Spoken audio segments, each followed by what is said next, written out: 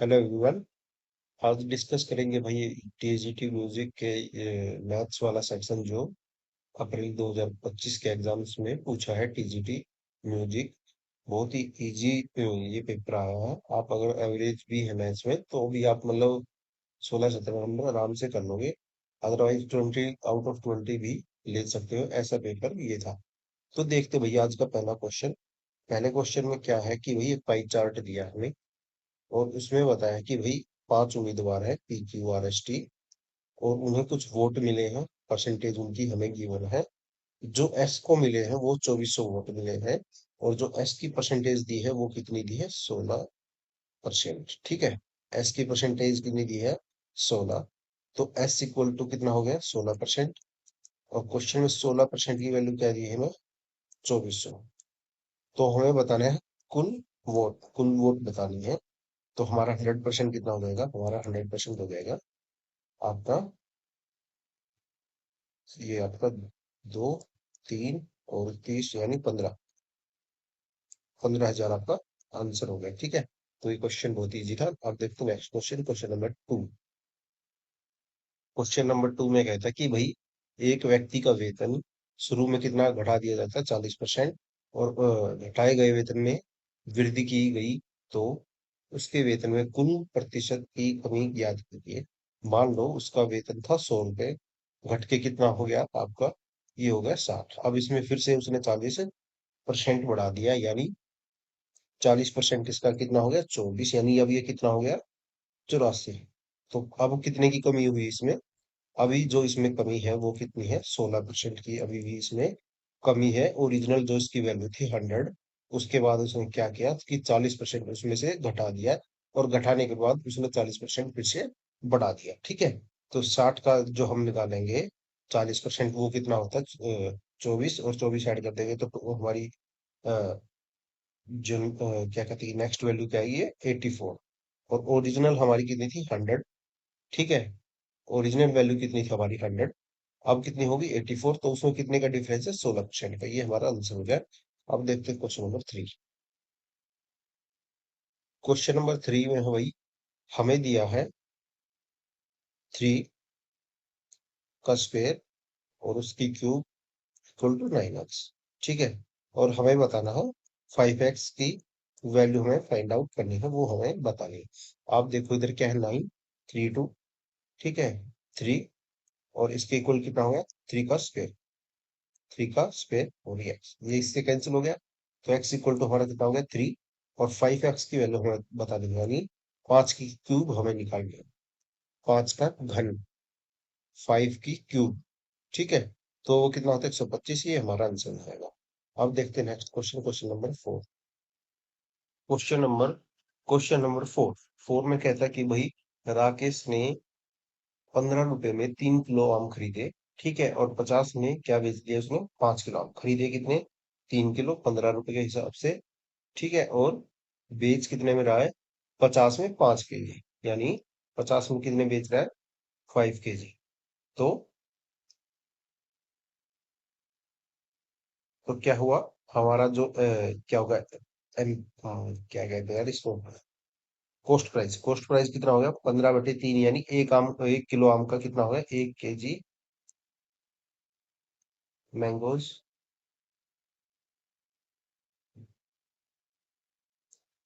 ये कितना हो गया आपका, 5 एम। कॉस्ट प्राइस कितना हो गया, 5 रुपए, और सेलिंग प्राइस कितना हो गया यहाँ पे, 10 रुपए। प्रॉफिट कितने का हो रहा है हमारा, प्रॉफिट हो रहा है 5 रुपए का, कितने पे, 1 किलो। हमें चाहिए कितना, 120 का प्रॉफिट, यानी 120/5 कर देंगे इसको, ये कितना हो गया, 24। 24 हमारा आंसर हो गया। ठीक है, तो ये इतना ही क्वेश्चन था। पहले हमने निकाल लिया भाई 1 किलो आम का कॉस्ट प्राइस यानी लागत मूल्य, वो कितना आया, 15/3 यानी 5। दूसरा क्या है, 50/5, ये क्या हमारा सेलिंग प्राइस है। तो हमने निकाल लिया 1 किलो का सेलिंग प्राइस, वो आया कितना, 10। सीपी कितना है, 5, और एसपी कितना है, 10। प्रॉफिट कितने का हो रहा है, 5 का। ठीक है, तो ये हमें निकालना था। अब 120/5 हमने कर दिया तो 24 केजी हमारा आंसर आ गया। अब देखते हैं क्वेश्चन नंबर 5। क्वेश्चन नंबर 5 एकदम इजी है। कोई दैनिक मजदूरी थी 500 रुपये, वो बढ़ के कितनी हो गई? 550। तो हमें बताना है कि कितने परसेंट की वृद्धि हुई, कितना बढ़ा? 50। कितने पे? 500 पे। गुना, तो ये कितना हो गया आपका? 10%। ये हमारा आंसर हो गया। अब देखते हैं next question, question number 6। Question number 6, फिर 6 में कहता है कि भाई फर्नीचर की तीनों वस्तुओं का औसत मूल्य है कितना है? 16,530। 16,530, और उनका जो मूल्य है वो कितना है? जो रेशो दिया हमें, वो दिया है 3, 5, 7, 3, 5, 7। तो सबसे महंगी वस्तु यानी जो सबसे कॉस्टली है उसमें, उस गुड्स का हमें प्राइस निकालना। ठीक है, तो सबसे पहले देखते हैं इसका जो क्या होगा। ये है तीन वस्तुओं का हमारा एवरेज। तो हम इसको क्या करेंगे? 16,530 गुना 3, ये कितना हो गया आपका? ये आपका हो गया 90, और 5, और 16, 3, 48, और 1, 49। ठीक है, तो ये आपका हो गया 49,590। और इनकी टोटल कॉस्ट कितनी होगी? टोटल कॉस्ट हो गई इनकी 3, 5, 7, ठीक है, 12, और 3, 15, 15x होगी। और 15x की वैल्यू क्या दी है? 15x की वैल्यू दी है हमें 49,590। और हमें निकालनी है 7। हमें निकालनी है 7x की वैल्यू, हमें फाइंड आउट करनी है। सबसे पहले आते हैं, हम अपना x निकाल लेंगे जो भी आएगा। ठीक है, 15, 3, 45, कितना बचा? 15, 3, 45, और 15, 6, 90। तो ये क्या हो गया? x इक्वल टू हो गया हमारा 3306। 3306 गुना 7। तो जो भी हमारा आंसर आएगा वो हम निकाल पाएंगे। 7, 6, 42, और 7, 3, 21, 2, और 7, 3, 21, यानी 23। तो ये हमारा हो गया ऑप्शन नंबर बी, हमारा आंसर हो गया। अब देखते हैं क्वेश्चन नंबर 7। क्वेश्चन नंबर 7, 7 में कहता है कि भाई एक व्यक्ति ने दो फ्लैट,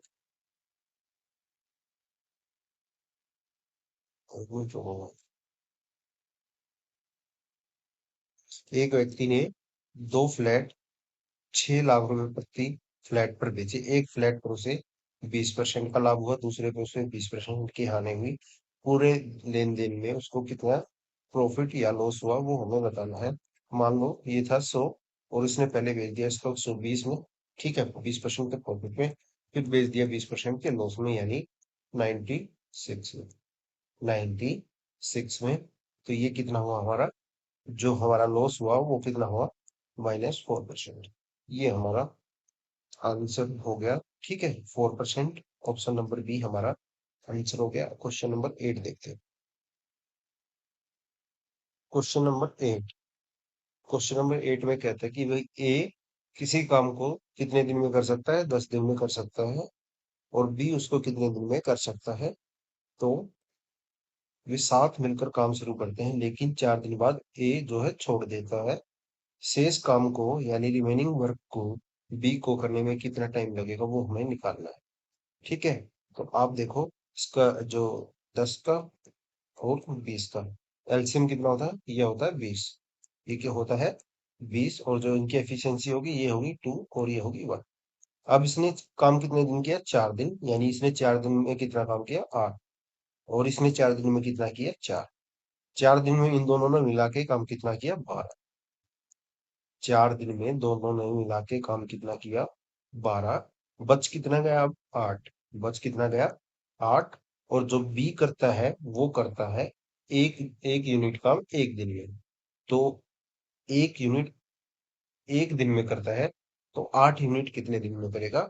8 दिन में। ये हमारा आंसर हो गया। ठीक है, 8 दिन में वो। क्वेश्चन नंबर 9, में कहता है कि भाई अनिरुद्ध 110 किलोमीटर की दूरी तय करने में बुरहान से 9 घंटे अधिक लेता है। और जो है अनिरुद्ध अगर अपनी चाल को दुगना कर दे तो बुरहान से 2 घंटे कम लेता है। तो अनिरुद्ध की हमें चाल बतानी है, स्पीड बतानी है। मान लो मान लो कि उसकी स्पीड थी एक्स, अनिरुद्ध की स्पीड थी एक्स। ठीक है। अब उसका जो टाइम लगा, टाइम कितना लगा उसका, टाइम लगा उसका 110 बटा एक्स। ये क्या हो गया हमारा डिस्टेंस, ये क्या हो गया हमारी स्पीड। अब कहता है कि वो अनिरुद्ध की जो चाल थी वो तो हमने मान लिया एक्स, अब लगा उसको टाइम कितना लगा 2 घंटे कम। अगर वो क्या करता है उसकी स्पीड को डबल कर देता है, स्पीड को डबल कर देता है, यानी जो हमारी स्पीड एक्स थी अब वो कितना होगी 2x। वो कितनी होगी 2x। तो अब जो हमें टाइम लगेगा वो कितना लगेगा, वो कितना लगेगा, t इक्वल टू कितना हो जाएगा अब 110 बटा 2x। तो ये कितना हो गया आपका 55 बटा x, 55 बटा x। अब देखो इनके टाइम का डिफरेंस कितना है, इनके टाइम का डिफरेंस कितना है। यहाँ पे क्या है इसका 9 घंटे अधिक लग रहे थे, यहाँ पे क्या लग रहे हैं 2 घंटे कम। यहाँ पे क्या लग रहे हैं 2 घंटे कम लग रहे हैं, मतलब एक टाइम हमारा ये हो गया। ठीक है। इसमें इसको क्या लगता था 9 घंटे अधिक लगते थे, और इसमें क्या लगता है 2 घंटे कम लगते हैं इस वाले में। इस वाली इससे जाता है स्पीड से, तो उसको क्या लगता है 2 घंटे कम लगते हैं। तो देखो सबसे पहले क्या करेंगे, अब इनका डिफरेंस निकालेंगे। टाइम का डिफरेंस क्या हो गया, टाइम का डिफरेंस हो गया 11 घंटे। टाइम का जो डिफरेंस मिला कितना बना 11 घंटे। यहाँ पे टाइम कितना लग रहा था 9 घंटे अधिक, यहाँ पे हो गया 2 घंटे कम। तो टाइम का डिफरेंस, तो टाइम का डिफरेंस कितना हो गया, टाइम का डिफरेंस हो गया आपका 11। तो यहाँ से क्या निकालेंगे हम, सबसे पहले 110 बटा एक्स माइनस 55 बटा एक्स इक्वल टू 11। तो एक्स इक्वल टू कितना हो जाएगा हमारा 5।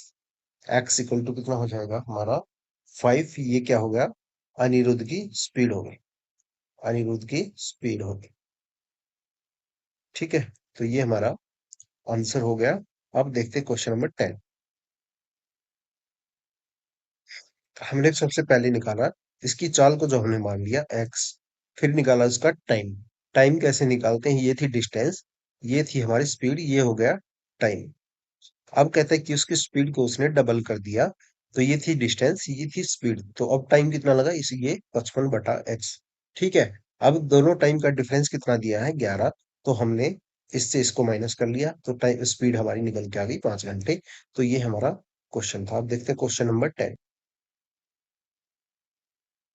क्वेश्चन नंबर 10 में कहता है कि ए ने 8% के सिंपल इंटरेस्ट के हिसाब से 15,000 का निवेश किया, इन्वेस्ट किया। 2 साल बाद बी ने 16% की दर से, 16% के रेट से 12,000 का इन्वेस्ट किया। तो अपने कितने वर्षों के बाद योग उनका मतलब सम, मूलधन यानी प्रिंसिपल और ब्याज, प्रिंसिपल प्लस इंटरेस्ट का सम, मूलधन और ब्याज का जोड़ हमें बताना है कि वो कब बराबर होगा, कितने टाइम में वो बराबर होगा। ठीक है भाई। तो सबसे पहले लिखते 15,000। 15,000 पे उसको क्या मिला 2 साल का इंटरेस्ट मिला, गुना 2। ठीक है। प्लस, सॉरी, गुना 2 और 8 बटा 100। तो ये क्या हो गया हमारा 2 साल का इंटरेस्ट हो गया। तो ये क्या हो गया हमारा 2 साल का इंटरेस्ट हो गया। यार छोड़ो इसको, ऐसे मत करो, आप ऐसे कर लो इसको 15,000। ठीक है। ये हमें लिखना ही है क्योंकि मूलधन प्लस ब्याज यानी प्रिंसिपल प्लस इंटरेस्ट का हमसे पूछा है, प्लस 15,000। हमने टाइम को मान लिया एक्स, टाइम को मान लिया एक्स, रेट होगी हमारी 8। अब जो ए को कितना टाइम मिला है, ए को टाइम मिला है बी से 2 साल ज्यादा। अगर हमने टाइम को एक्स माना तो ये कितना हो गया x+2। ये कितना हो गया आपका x+2 बटे 100। तो इसको इससे कैंसिल कर दिया हमने। अब इक्वल टू क्या आएगा, इक्वल टू आएगा 12,000 प्लस 12,000 गुना 16 गुना x/100। तो ये हमें निकालना है यहाँ से, और इसको सोल्व जब हम करेंगे तो ये कितना होगा 3,000। ठीक है। 3,000, और ये कितना हो गया आपका प्लस 15 × 8 = 120x, और ये कितना हो गया 16 गुना 12, 16 तो ये कितना हो गया आपका 192 एक्स, 192 एक्स, 16 × 12, 192। ठीक है, अब इसको हम सोल्व करेंगे तो ये आ गया आपका 72, 72 एक्स आ गया, 72 एक्स। सॉरी, सॉरी, ये कितना होगा आपका 1920, और ये कितना होगा आपका ये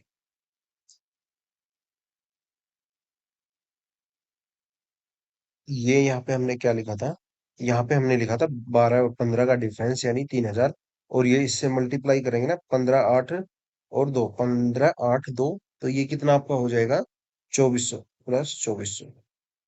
ठीक है, प्लस 2400, ये मैं लिखना भूल गया था। तो अब आपका ये हो जाएगा 5400, और 5400 इक्वल टू कितना हो जाएगा आपका 720 एक्स। ये इससे कैंसिल हो जाएगा, तो एक्स की वैल्यू हमारी आ जाएगी 750। ठीक है, तो ये हमारा आंसर हो जाएगा। अब देखते हैं क्वेश्चन नंबर 11। क्वेश्चन नंबर 11 में कहता है कि भाई 320 को पी से डिवाइड करने पर शेषफल रिमाइंडर कितना बचता है 24। तो पी की सबसे बड़ी वैल्यू हमें बतानी है, 2 डिजिट वाली। The largest 2 digit number of P is 9, वो हमें निकालना है। तो सबसे पहले यहाँ पे देखो यूनिट डिजिट क्या है, 320। अब देखो, अगर हम इसको 3 से मल्टीप्लाई करते हैं तो ये कितना बन गया आपका 240 माइनस 6 यानी 224, प्लस 24, तो ये नहीं बनना। 4 से करके देखते हैं इसको, 4 से करेंगे तो ये एक्स्ट्रा चला जाएगा, इससे 320 से क्या चला जाएगा, एक्स्ट्रा चला जाएगा, मतलब 78 × 4 करेंगे प्लस 24 करेंगे तो कितना होगा आपका 832, और 4 क्या होगा 3 6, यानी यूनिक डिजिट कितना बनेगा 6। तो ये ऑप्शन हम नहीं ले सकते। ठीक है, अब इसको करते हैं, 74 × 4, 4 × 4 = 16, 6, और 7 × 4 = 28, और 1 = 29। ठीक है, 294, 294 प्लस 24 यानी 320, ये हमारा आंसर हो गया। तो अब देखते हैं next question, question number 12। Question number 12 में कहता है कि भाई 6 और 8 के तृतीय अनुपाती तथा 3 4 और 10 के चतुर्थ अनुपाती का अनुपात हमें रेशियो हमें बताना है, यानी third proportion 6 and 8 and the fourth proportion 3 4 and 10, उनका रेशियो हमें बताना है। तो थर्ड प्रोपोर्शन क्या होता है, थर्ड प्रोपोर्शन होता है आपका तृतीय अनुपाती,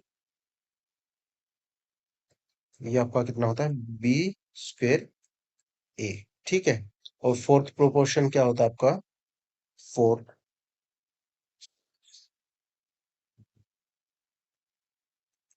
ये आपका होता है b/c, ये क्या है मल्टीप्लाई बटे a।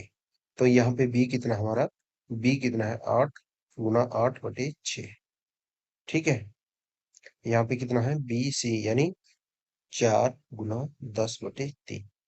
तो ये कितना हो गया आपका, ये आपका हो गया 32/3। ये कितना हो गया आपका 32/3, और ये कितना आपका 40/3, 40/3। तो रेशो कितना हो गया 32/3, रेशो 40/3, 3 से चला जाएगा। ठीक है, अब ये कितना बच गया आपका 8 × 32, और ये गया 8 × 5 = 40, यानी जो हमारा रेशो आया 4:5। ये हमारा आंसर हो गया इस क्वेश्चन का। इजी क्वेश्चन था, आप ये याद रखना, थर्ड प्रोपोर्शन और फोर्थ प्रोपोर्शन, ये क्वेश्चन आता है पेपर में ऑलमोस्ट।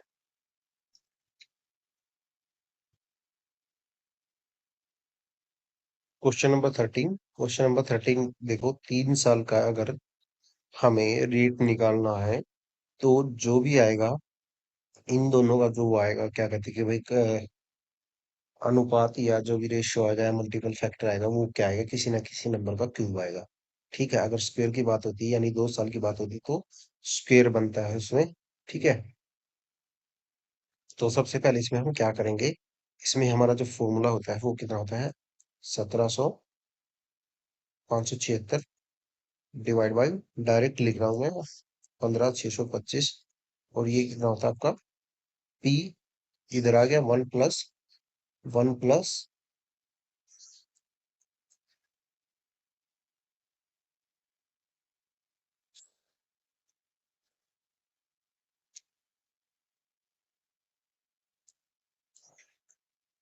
तो ये हमारा फॉर्मूला आपको यूज करना है। तो डायरेक्ट हम ये, इसके बजाय हम इन दोनों को पहले सोल्व कर ले डायरेक्ट, तो भी हम इसका आंसर निकाल सकते हैं। ठीक है, तो जो भी हमारा पहले जो आएगा इसको सोल्व करने के बाद उसका क्यूब निकाल देंगे, फिर उससे -1 कर देंगे। तो अब इसको हम सोल्व करेंगे तो ये क्या आएगा, ये आ जाएगा 125/100। सॉरी, आप कर लेना भाई ये एक बार, ठीक है ना। इसका आंसर जो है, आंसर की में दिया 4%। तो ये क्वेश्चन आप खुद से कर लेना, थोड़ा कैलकुलेशन है, अदरवाइज वीडियो ज्यादा बड़ी हो जाएगी। ठीक है, तो आप ये ऐसे ही कर लेना। आप पेपर में ये स्टेप यूज मत करना, डायरेक्ट ये वाला स्टेप यूज करना। जो भी आए उसका क्यूब निकाल देना और -1 कर देना, यही इसका शॉर्टकट है। ठीक है, तो इसका जो आंसर दिया वो है 4% है। आप एक बार खुद से सोल्व कर लेना, स्टेप मैंने बता दिया है कैसे यूज करना है। आप देखते हैं क्वेश्चन नंबर 14। क्वेश्चन नंबर 14 में सरफेस एरिया दिया हमें स्फेयर का, गोले का पृष्ठीय क्षेत्रफल दिया है 1386। तो हमें गोले का आयतन ज्ञात करना है, और पाई का जो क्वेश्चन में हमें बोला है 22/7 यूज करना है पाई के लिए। ठीक है, तो सबसे पहले इसका जो फॉर्मूला होता है पृष्ठीय क्षेत्रफल का, सरफेस एरिया का, सरफेस एरिया ऑफ स्फेयर, वो कितना होता है 4 पाई आर स्क्वायर। वो कितना होता है 4 pi r square. 4 pi r square की वैल्यू क्या दी है हमें, 4 पाई आर स्क्वायर की वैल्यू दी है हमें 1386, 1386। तो आर की वैल्यू हम यहाँ से निकाल लेंगे 1386 आर स्क्वायर। ठीक है, और ये कितना हो जाएगा आपका गुना 7, और ये कितना हो जाएगा 22 गुना 4, 22 गुना 4। तो आर की वैल्यू यहाँ से हमारी कितनी आ जाएगी 10.5। 10.5 हमारी क्या आ जाएगी आर। अब हमें क्या निकालना है, इसका आयतन वैल्यू।